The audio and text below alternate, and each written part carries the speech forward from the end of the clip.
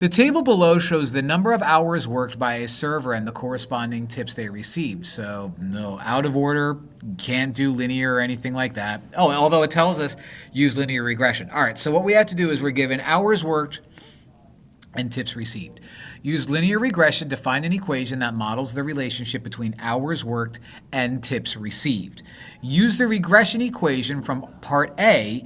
Calculate the predicted tips for 7 hours of work and explain what this value means in context of the problem. C says compare the predicted value from part B to the actual tips received for 7 hours. Is the regression estimate an overestimate or an underestimate? Explain why. So let's run to our calculator, find the regression model. We're going to save it because we're going to use it again, and we're going to take a look at our data. Let's go.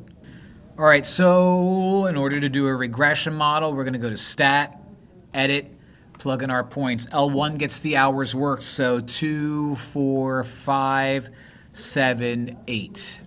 L2 gets our tips received, so 21, 42, 47, 6, 7. I'm hitting all the numbers today.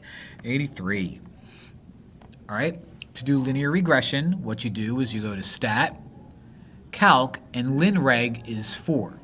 Now I'm going to want to use this equation to answer B and C actually. So we're going to store regeq, which means we're going to store our regression equation into the y equals value right there. So we're going to hit vars, y vars, enter, enter. Now we hit calculate so we can finally answer part A. So the equation that we come up with is 9.912x plus 0.456. So let's go back and write that out.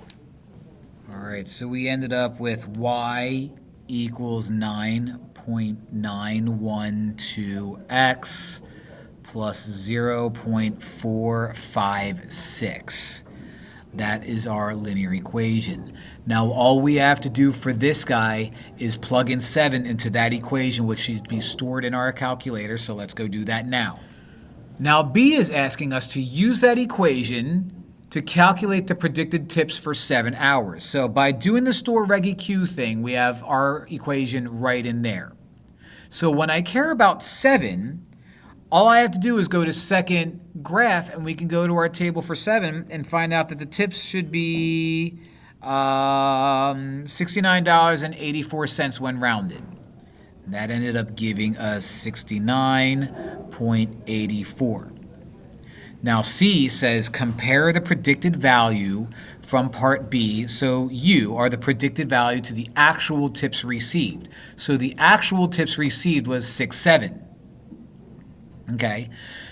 Is the regression estimate, which is you're my regression estimate, is that an overestimate or an underestimate? Well, I actually got 67 and I'm estimated to get 69, so the regression value is an overestimate because the number that I got was larger than the number that I actually should have got. Okay? That does it.